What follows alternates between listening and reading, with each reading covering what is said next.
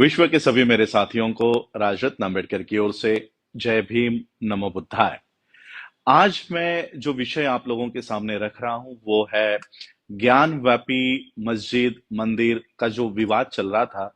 उसमें 2 दिन पहले वाराणसी डिस्ट्रिक्ट कोर्ट ने जजमेंट उन्होंने वहां पर दी है और उन्होंने मुस्लिम पक्ष ने जो विरोध किया था कि ये जो मस्जिद है यहाँ पर पूजा करने से रोका जाए, तो वाराणसी जिला सत्र न्यायालय ने, डिस्ट्रिक्ट कोर्ट ने मुस्लिम पक्ष की जो अर्जी है उसको खारिज करते हुए उन्होंने एक नई जजमेंट वाराणसी कोर्ट ने दी है। तो सबसे पहले मैं वाराणसी कोर्ट का बधाई देना चाहता हूं।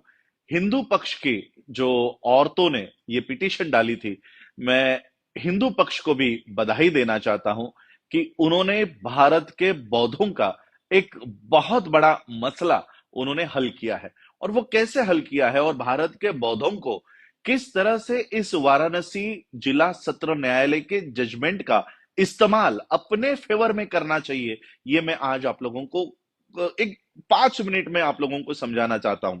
देखिए, इस देश में एक कानून बना हुआ है, उस कानून का नाम है the places of worship bracket special provisions act 1991।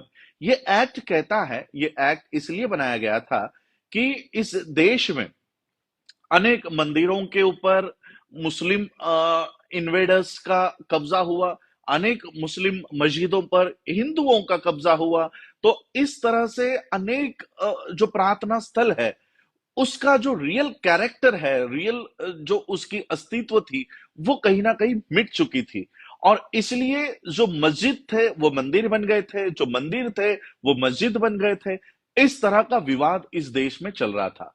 और फिर 1991 में ये एक्ट बना, the places of worship act, special provision act 1991 में। और इस एक्ट में ये कहा गया कि 15 अगस्त 1947 इस देश को जब आजादी प्राप्त हुई, जब ये देश आजाद हुआ, उस दिन जिस वर्शिप प्लेस का, जिस मंदिर का, जिस मस्जिद का जो कैरेक्टर है, जो उसका अस्तित्व है, उस दिन का 15 अगस्त 1947 का वो फ्रीज किया जाएगा। फ्रीज किया जाएगा का मतलब है वही अस्तित्व कायम रहेगा।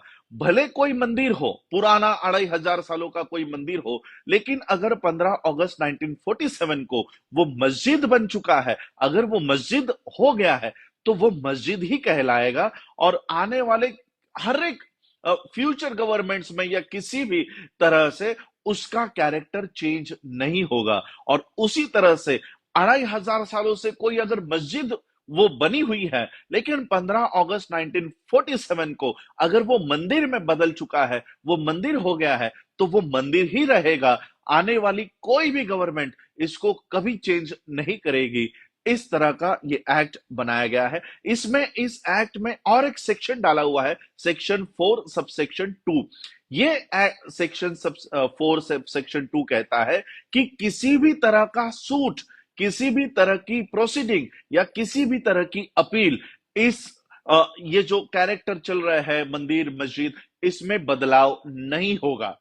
मैं धन्यवाद देना चाहता हूं वाराणसी जिला सत्र न्यायालय का कि उन्होंने ये 1991 में बना हुआ कानून, एक सुप्रीम कोर्ट ने बनाया हुआ कानून, एक संसद ने बनाया हुआ कानून, जिसे प्रेसिडेंट ऑफ इंडिया ने गैजेट करके नोटिफिकेशन दिया है, इस प्रेसिडेंट ऑफ इंडिया के कानून को एक भारत के एक स्टेट के एक छोटे से जिला सत्र न्यायालय ने चैलेंज किया और उसे रद्द किया। मैं वाराणसी जिला सत्र न्यायालय का दिल से धन्यवाद देता हूं।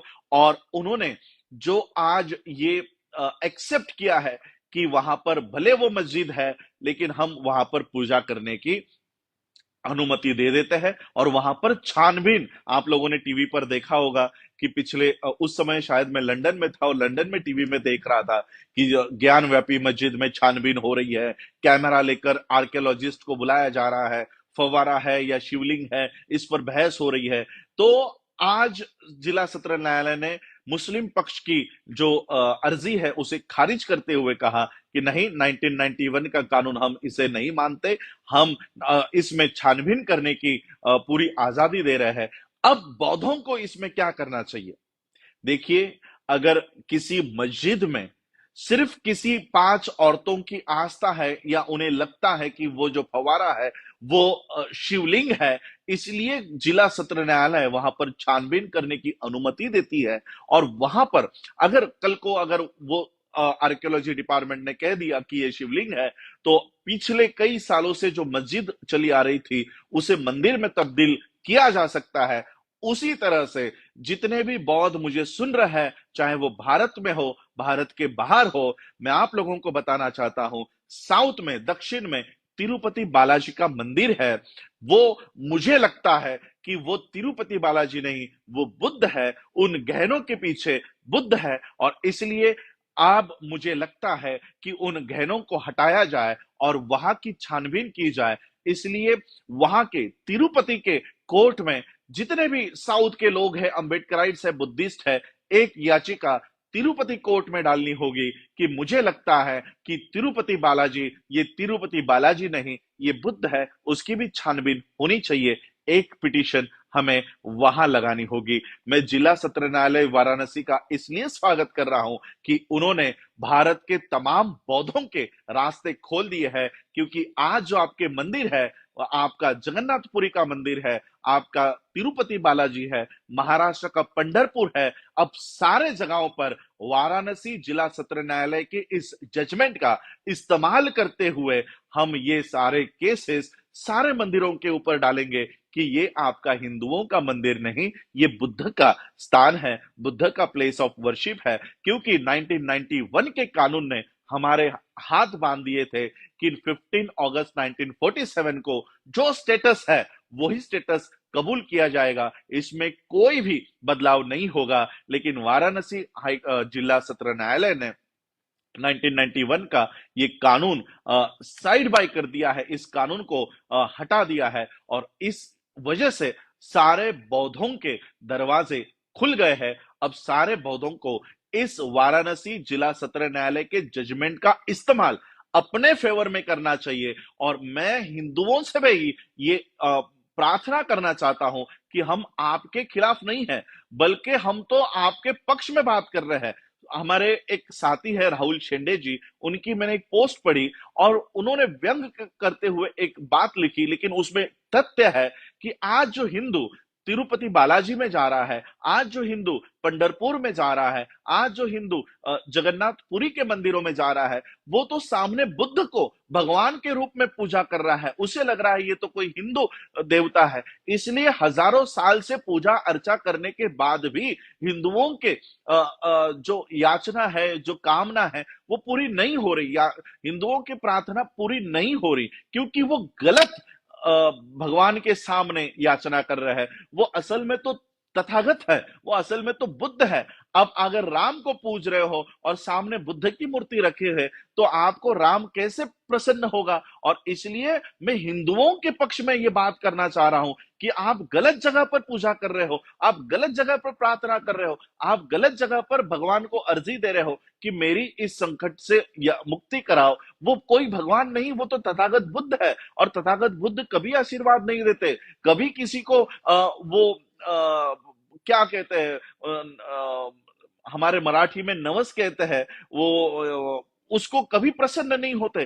तथागत बुद्ध कभी किसी को आशीर्वाद देने का काम नहीं करते, और इसलिए आप गलत जगह पर पूजा कर रहे हो।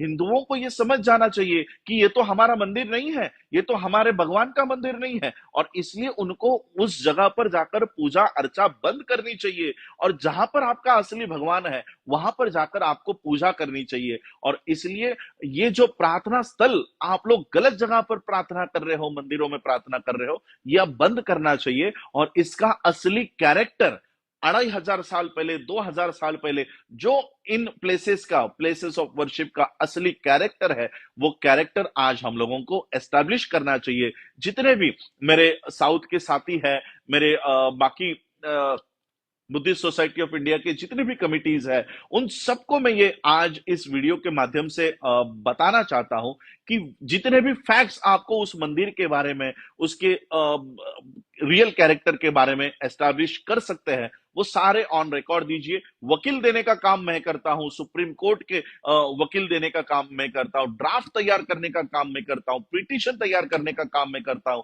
आप लोगों को सिर्फ आप लोगों के डिस्ट्रिक्ट में वहां पर जाकर ये केस वहां पर पुटअप करनी होगी कि ये तिरुपति बालाजी का मंदिर नहीं, ये बुद्ध का विहार है, ये बौद्ध स्थल है। ये याचिका आप लोगों को, सारे बौद्धों को करनी चाहिए। और इसलिए आज मैं वाराणसी जिला सत्र न्यायालय ने जो आदेश दिया है, जो जजमेंट दी है, उस जजमेंट का इस्तेमाल बौद्ध अपने पक्ष में करे, ये बताने के लिए आज मैं आप लोगों के सामने लाइव आया हूं। और इसलिए आज ये जो सारी घटनाएं, the places of worship act, special provision act 1991 को जो वाराणसी डिस्ट्रिक्ट कोर्ट ने उसको खारिज किया है, हटाया है, एक प्रेसिडेंट ने गैजेट देकर बनाया हुआ एक्ट एक छोटा सा जिला सत्र न्यायालय हटाता है, इसका सबसे बड़ा बेनिफिट भारत के बौद्धों को होगा। आज हमारा बौद्ध गया भी ब्राह्मणों के हाथ में फंसा हुआ है। वहां पर कोई ब्राह्मण जाकर लोगों को आह्वान कर रहा है कि यहां पर आकर पितृपक्ष करो, यहां पर आकर मोक्ष के लिए पिंडदान करो। तो इस तरह से हमारे जो बौद्ध गया है, हमारे जो प्रार्थना स्थल है, वहां पर ये लोग कब्जा कर रहे हैं। तो कम से कम उनके कब्जे में हमारे जो प्रार्थना स्थल है, बौद्ध विहार है, उसको छुड़ाने की मुहिम अब हम लोगों को हाथ में लेनी चाहिए। जितने भी एडवोकेट्स, लीगल फर्म के लोग मुझे सुन रहे हैं, सभी लोगों ने अपने अपने जिलों में जहां पर ये मंदिर पड़ते हैं, उन मंदिरों के ऊपर ये याचिका दायर करनी चाहिए। और हम कोई गैर कानूनी मांग नहीं कर रहे हैं। जो वाराणसी जिला सत्र न्यायालय ने ऑलरेडी जजमेंट दी है, अगर वाराणसी जिला सत्र न्यायालय जजमेंट दे सकता है, तो तिरुपति जिला सत्र न्यायालय भी उसको इस बेसिस पे जजमेंट देनी होगी। और तिरुपति में भी इन्वेस्टिगेशन होना चाहिए, और वही पंढरपुर जिला सत्र न्यायालय को भी ये जजमेंट देनी होगी, क्योंकि ऑलरेडी वाराणसी ने ये जजमेंट दी है। और वाराणसी की जजमेंट सभी जिला सत्र न्यायालयों के ऊपर बंधन कारक होती है। और इसलिए पंढरपुर हो, तिरुपति हो, वहां पर याचिकाकर्ताओं ने मुझे संपर्क करके सारा ड्राफ्ट, सारा मटेरियल मैं आपको देता हूं। मुझे सिर्फ याचिका करने वाले लोग, अगर आप नहीं कर रहे तो हम वहां पर आकर याचिका करेंगे। और ये जो प्रार्थना स्थल है वो सही में हिंदू प्लेसेस है या बुद्धिस्ट प्लेसेस है, ये साबित करने की आज हमको एक बहुत बड़ी उपलब्धि, एक बहुत बड़ी संधि, एक बहुत बड़ी अपॉर्चुनिटी वाराणसी डिस्ट्रिक्ट कोर्ट ने दी है। इस अपॉर्चुनिटी को हमें गंवाना नहीं है। और इसलिए मैं आज हिंदू पक्ष का स्वागत करना चाहता हूं, और खास करके उन 5 महिलाओं का स्वागत करना चाहता हूं जिन्होंने ज्ञान व्यापी मस्जिद में पूजा करने की अनुमति मांगी थी, और वाराणसी डिस्ट्रिक्ट कोर्ट ने उन्हें वो अनुमति दे दी है। और इसलिए हमें इस घटना का बौद्धों के पक्ष में इसका इस्तेमाल करना चाहिए। आप लोगों ने मुझे सुना, उसके लिए आप सभी लोगों का आभार। और मैं उम्मीद करता हूं मेरे इस वीडियो सुनने के बाद एक एक जिले से मुझे वो अर्जी देने के लिए याचिकाकर्ता सामने आएंगे, ऐसी उम्मीद करता हूं। जय भीम, जय भारत, जय बुद्ध।